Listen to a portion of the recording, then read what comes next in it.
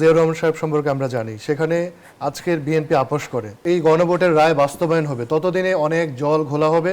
যেমনটি আমরা শুরুতেই বলছিলাম, গণভোটের দাবি বাস্তবায়নে 11 দলীয় জোটের নতুন কর্মসূচি ঘোষণা হয়েছে এবং হামিদুর রহমান আজাদ যেমনটি জানিয়েছেন, আগামী 16 মে রাজশাহীতে বিভাগীয় সমাবেশ করবে 11 দল। এরপর 13 জন চট্টগ্রামে, 20 জন খুলনায়, 27 জন ময়মনসিংহে, 11 জুলাই রংপুর, 18 জুলাই বরিশাল ও 25 জুলাই সিলেটে বিভাগীয় সমাবেশ করা হবে। অ্যাডভোকেট আলী রাসেল, একটু জানতে চাই, এই যে ধারাবাহিক কর্মসূচির মধ্য দিয়ে আসলে বিরোধী দল কি বার্তা দিতে চাইছে?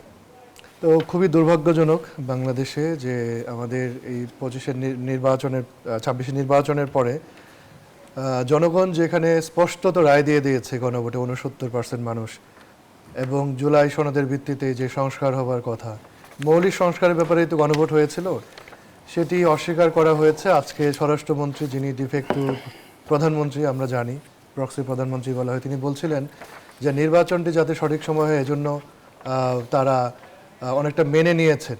এই ধরনের আলাপ আমরা শুনেছি। তিনি বলেছেন নির্বাচন না হওয়ার আশঙ্কায় সবকিছুতে আপোষ করেছেন। তাহলে বেগম খালেদা জিয়া যে দলের নেতৃত্ব দিয়েছেন, আপোষহীন নেত্রী ছিলেন, এবং জিয়াউর রহমান সাহেব সম্পর্কে আমরা জানি, সেখানে আজকের বিএনপি আপোষ করে অনেক কারণ রয়েছে। তিনি নিজেকে গুমের শিকার দাবি করলেও তিনি আবার জুলাই গণঅভ্যুত্থানে অংশগ্রহণ করেছেন সুদূর ভারত থেকে, শিলং থেকে। তো আজকে যেই পার্লামেন্টের বাইরে যে অবস্থা, এবং সরকার সংবিধান সংস্কার না করে যে সংশোধনের আলাপ করছে, এবং যেভাবে জুলাই সনদকে আননেসেসারি বলা হচ্ছে, তাদের দলে এমপি বলেছেন, এবং আমরা দায়িত্বশীল মন্ত্রীর পক্ষ থেকে শুনেছি সেদিন যোগাযোগ মন্ত্রী বলেছেন বিএনপির মতো করে হবে, কারণ বিএনপিকে 2/3 মেজরিটি দিয়েছে। তাহলে ঘনভোটটি কি করে আসলো? গণভোটের বিধান তো আগেও সংবিধানে ছিল বা ভবিষ্যতেও থাকবো। তো এখন যে আমরা এই 10 দলীয় জোট যেই বিভাগীয় সমাবেশের ডাক দিয়েছে মানুষকে সাথে নিয়ে, সেক্ষেত্রে আবার মাঠে ময়দানে যেতে হবে, জনগণকে সংশ্লিষ্ট করতে হবে, এবং সর্বশেষ এই গণভোটের রায় বাস্তবায়ন হবে, ততদিনে অনেক জল ঘোলা হবে, এবং এই যেই দায়িত্বশীল এখন বর্তমান সরকার, সেটা আরও অনেক বেশি অজনপ্রিয় হবে। এবং আমরা অনেক সিমটম দেখতে পাচ্ছি যে বিশেষ করে গুপ্ত বলে মাননীয় প্রধানমন্ত্রী যেভাবে খোঁচাখুচি রাজনীতির সূচনা করেছেন, এবং নানান ধরনের যে আলাপ আলোচনা আমরা শুনছি, তো এইটির মধ্য দিয়ে মূলত রাষ্ট্র পরিচালনায় বিএনপির যে ব্যর্থতা তা তিনি ঢাকতে চাচ্ছেন। এবং সেই যে ট্যাগিংয়ের রাজনীতি, আপনি পার্লামেন্টের আলোচনা শুনতে পারবেন মুক্তিযুদ্ধের পক্ষ, মুক্তিযুদ্ধের বিপক্ষ, কে গুপ্ত কে সুপ্ত। তারপরে 8 মিনিটের আপনার যেই রাষ্ট্রপতি ভাষণের উপর যে বক্তব্য, সেখানে শুনে সরকার দলের সাংসদরা যে আলাপ দিচ্ছেন, 8 মিনিটের মধ্যে 6 মিনিট প্রশংসা বাক্য, স্তুতি বাক্য। তো আমাদের মনে হয় যে জনগণের পয়সা এইভাবে সংসদে অপচয় না করে মানপত্র পড়ার জন্য আপনার সংসদের বাইরে 2টা সেশন করা যেতে পারে, যে একটা হচ্ছে মানপত্র পাঠ, আর একটা হচ্ছে মানহানির জন্য বিরোধী দলের প্রতি নিন্দা চর্চার জন্য। এই ধরনের সেশনগুলো বাইরে করে আসা উচিত। কিন্তু অ্যাডভোকেট আলী রাসেল, যেমনটি আসলে অ্যাডভোকেট রফিক শিকদার বলছিল যে বিরোধী দলকে আসলে দায়িত্বশীল আচরণ করতে হবে। বিরোধী দল কি দায়িত্বশীল আচরণ করছে? বিরোধী দল যখন বলে যে আওয়ামী লীগ সরকারের পতন হতে 17 বছর লেগেছে, বিএনপি 17 দিনও লাগবে না, সেটি কি আসলে গণতান্ত্রিক বার্তা? না, আপনার কি মনে হয় এটা অগণতান্ত্রিক কোনো বার্তা? কারণ আপনি গণভোটকে অস্বীকার করছেন, যে কারণে এদেশের ছেলেরা, মেয়েরা, সাধারণ মানুষরা রক্ত ঝরিয়েছে, তাকে যখন অস্বীকার করছেন, যেই কারণে আপনি ক্ষমতায় আসীন আছেন, যে নির্বাচনটি আপনি এই সময় করতে পারতেন না, আপনার 2029 সাল বা 42 সাল পর্যন্ত অপেক্ষা করতে হতো। আপনি সময় যখন ফুরিয়ে যায়, বলে না বিপদ কেটে গেলে মানুষ বিএনপি হয়ে যায়, বিএনপির দশা হচ্ছে তাই।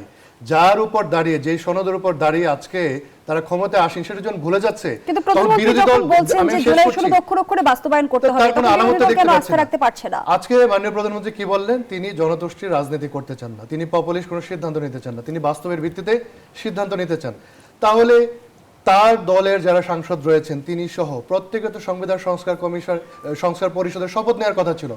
আজকে আমাদের যদি 72-এর সংবিধানটি সংস্কার হয়ে যেত, জনগণের একটা সংবিধান পেতাম, অনেক সমস্যারই সমাধান হতো। কারণ হচ্ছে চেক এন্ড ব্যালেন্স। আইনমন্ত্রী 17 সদস্যের একটি বিশেষ সংবিধান সংশোধনী কমিটি, এজন্য তো জনগণ গণভোট দেয় নাই। গণভোটের মধ্য দিয়ে পরিষ্কার করে দিয়েছে যে কোন কোন বিষয়ে সংস্কার হবে। এর আগেই দলগুলোর মধ্যে ঐকমত্য হয়েছে।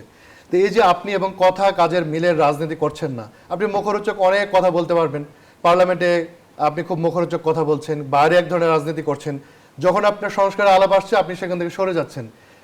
বরঞ্চ আপনি সে পুরনো কায়দায় মুক্তিযুদ্ধের পক্ষ শক্তি, বিপক্ষে শক্তি, আবার একটা জঙ্গিন নাটক সাজানোর বিভিন্ন আলামত দেখতে পাচ্ছি। আপনারা যখন সংবিধান সংস্কার পরিষদের কথা বলছেন, শপথের কথা বলছেন, তখন কিন্তু স্বরাষ্ট্রমন্ত্রী আবার বলছেন যে জুলাই জাতীয় সনদ বাস্তবায়ন আদেশ অবৈধ, অসাংবিধানিক এবং সংবিধান বহির্ভূত আদেশ রাষ্ট্রপতি জারি করেছিলেন। তাহলে কোন আদেশ বলে তারা এই নির্বাচনে অংশ নিয়েছেন? এই নির্বাচনটি ওই পুরনো 72 সংবিধানের কোন মানে আপনার আর্টিকেল বলে হয়েছে? আপনি হচ্ছে যে ক্ষমতায় যখন থাকবেন ততটুকু হচ্ছে আপনার জন্য হালাল, আর যতটুকু হচ্ছে আপনার নির্বাহী ক্ষমতা কমে ততটুকু হচ্ছে হারাম। অসংখ্য এখন একটা ধন্যবাদ কর্তৃত্ববাদী জানাচ্ছি সরকার অ্যাডভোকেট স্থাপন আলী করতে চায় নাসির খান। এই বিএনপির এই যারা মন্ত্রী এমপি সহ এই যে পুরো সেটআপ, অন্য কিছু নাই তো, জনগণের জন্য তাদের কোনো ধন্যবাদ প্যাকেজ নেই। জানাচ্ছি।